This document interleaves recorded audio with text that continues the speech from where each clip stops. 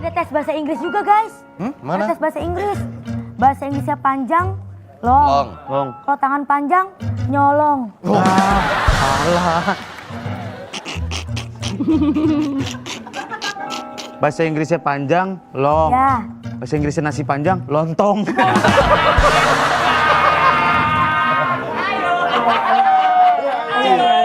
Bahasa Inggrisnya panjang? Long. Bahasa Inggrisnya saya panjang? Apa? Along. Bener.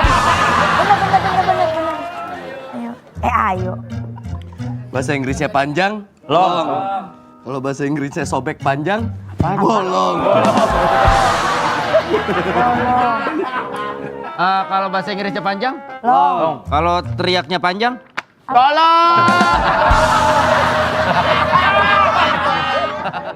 Katanya, kalau mau jago bahasa Inggris harus les mahal. Katanya, kalau udah dewasa, susah belajar bahasa baru.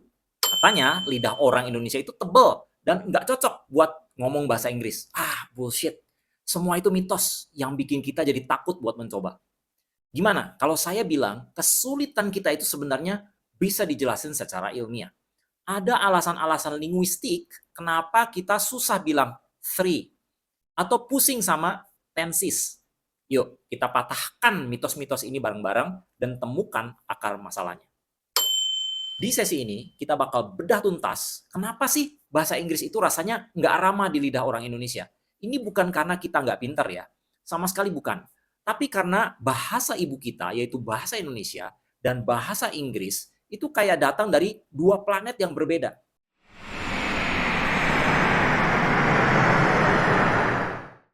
Yuk kita kupas perbedaan fundamentalnya dan tantangan utama yang kita hadapi. Sebelum kita lanjut, tolong dukung channel ini dengan subscribe, like, dan komentarnya ya. Dan kalau bermanfaat, bantu share ke teman-teman dan nyalakan loncengnya supaya bisa update terus dengan channel ini. Yuk, kita lanjut, tonton sampai habis ya. Tantangan pertama, bunyi atau fonologi. Pertama kita mulai dari yang paling dasar nih, yaitu bunyi atau fonologi. Bahasa Indonesia itu what you see is what you get. Huruf A ya dibaca A, huruf I ya I. Konsisten dari Sabang sampai Merauke. Makanya kita gampang banget belajar baca. Nah, gimana kalau bahasa Inggris? It's a whole different beast. Satu huruf bisa punya banyak bunyi. Coba lihat huruf A di kata apple. Bunyinya E. Di father bunyinya A. Di able bunyinya E. Pusing kan? Belum lagi kombinasi huruf kayak O di kata through, though, tough, dan thought. Bunyinya beda-beda semua. Ini tantangan pertama kita, inkonsistensi bunyi. Terus ada bunyi-bunyi yang di bahasa Indonesia tuh nggak ada. Contoh paling klasik itu bunyi th. Makanya three sering jadi three atau tree. Think menjadi sink atau tank. Kita juga nggak punya bunyi V, makanya very sangat sering terdengar seperti very. Lidah kita ini seperti secara harafiah belum dilatih untuk memproduksi suara-suara ini.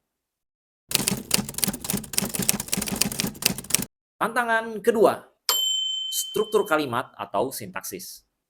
Tantangan kedua ini ada struktur kalimat atau sintaksis, yaitu struktur dasar kalimat kita kan SPOK, subjek, predikat, objek, keterangan. Saya makan nasi di dapur. Simple kan? Bahasa Inggris juga punya SVO, subject, verb, object. I eat rice. Ya, mirip lah ya. Tapi masalahnya muncul di kalimat tanya dan kalimat negatif. Di bahasa kita begini, kamu suka kopi? Tinggal tambah partikel kah atau intonasinya dinaikin aja.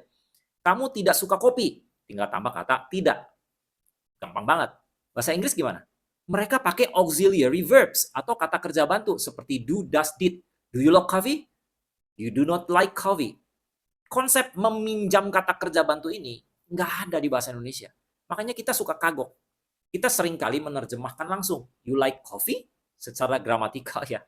Nggak pas ya. Tantangan ketiga. Tenses. Nah, ini dia. Yang paling bikin pusing se-Indonesia, tenses. Dalam bahasa Indonesia, keterangan waktu itu ya pakai kata keterangan waktu aja. Saya makan kemarin, saya makan sekarang, saya makan besok. Kata makannya ya nggak berubah. Di bahasa Inggris, oh boy, kata kerjanya berubah. I ate yesterday. Itu masa lampau. I eat now. Ya, sekarang.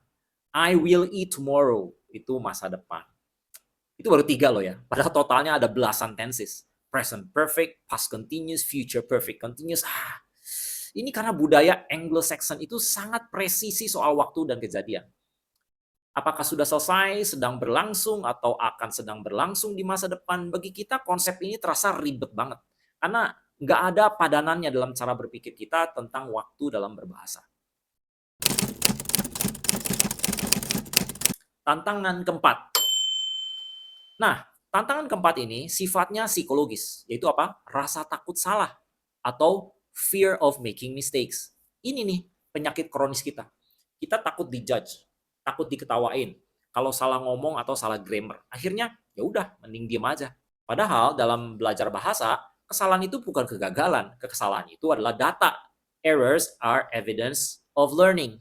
Setiap kali kita salah, otak kita sebenarnya lagi memetakan, oh cara itu salah, yuk coba cara lain. Psikolog Carol Dweck dalam teorinya tentang growth mindset menekankan ini. Orang dengan growth mindset melihat tantangan sebagai peluang untuk bertumbuh. Jadi kalau kamu salah ngomong, jangan minder, ketawa aja. Lalu coba lagi, anggap aja lagi nge-gym lidah. Jadi gimana nih cara ngatasinnya? Pertama, sadari bahwa ini adalah normal. Semua pembelajar bahasa Inggris dari latar belakang bahasa yang beda pasti ngalamin ini. You are not alone. Kedua, latih otot mulut kita. Coba deh cari di YouTube video English Phonetics for Beginners. Ikutin cara mereka memproduksi suara the, r. Lakukan shadowing, yaitu menirukan dialog dari film atau podcast. Rekam suara kamu sendiri dan bandingkan. Awalnya aneh, tapi lama-lama lidah kita bakal terbiasa. Ketiga, jangan hafalin tenses. Pahami aja konteksnya. Kapan sih orang pakai present perfect?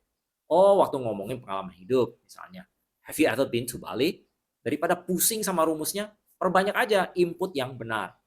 Nonton, dengerin, baca buku dalam bahasa Inggris. Biarkan otak kita menyerap polanya secara alami seperti anak kecil belajar bahasa ibu.